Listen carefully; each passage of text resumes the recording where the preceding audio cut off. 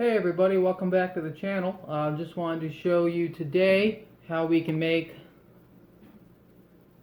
some of this if you can't get a hold of it, and how you can reuse your yeast from previous brews to make new brews.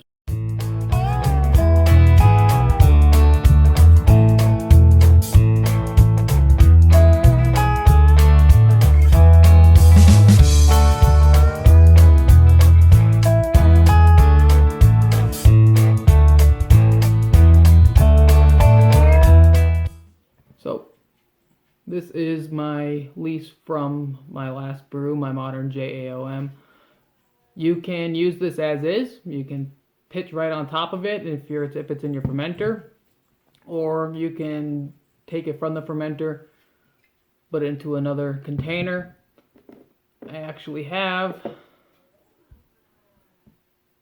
a little vial that I have for spices, but they work actually pretty well for keeping just a small vial of liquid yeast. This will work as is without having to do anything extra to it for about a week.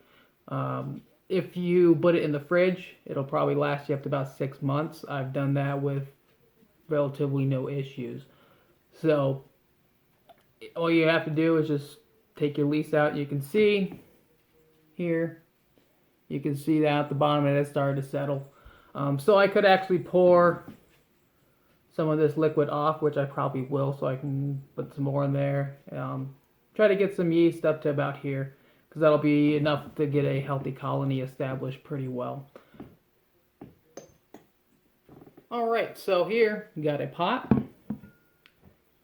We have the lease from my last brew, and these are not nutrients, but they do contain some. We got about 40 grams of raisins. Now these are going to add a little bit of extra sugars and some flavoring to whatever you're putting it in. So like I said, last resort, use this before you use anything else.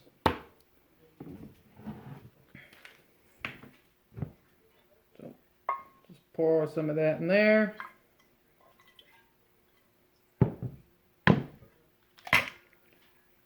Put in the raisins. I chopped most of them up. Some of them I didn't. And you can throw other sources of nitrogen. You can throw fruit peels. You can throw whole pieces of fruit.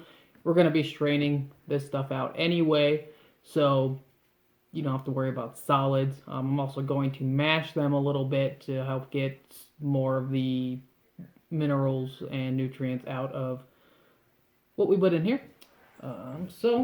Alright, so we have everything on the stove. It's starting to boil.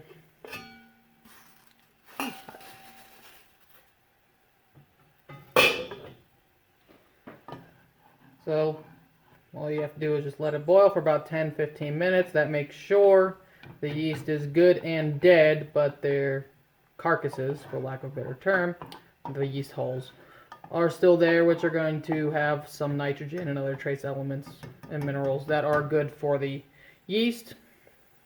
Give them everything a good mash.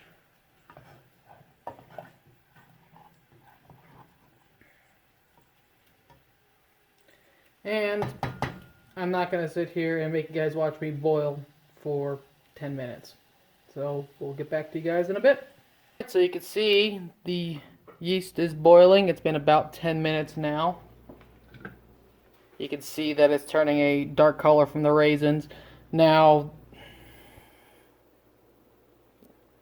so right now I'm just going to get a lot of the juices out of the raisins. Try to extract as much as I can from it.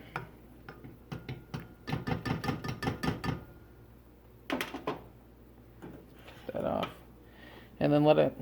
Alright, so after you have boiled it, all that's really left to do is strain it. This is just trying to keep the solids out.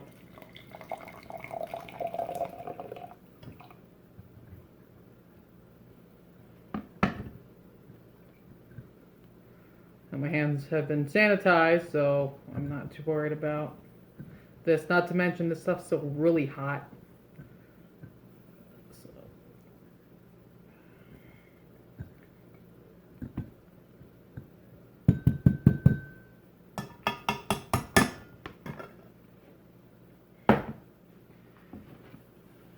And there you go. There's some homemade yeast nutrient. Again, I cannot reiterate it more. This is not a replacement for this. Alright? But it's better than nothing. Alright. Thanks, guys. See you later.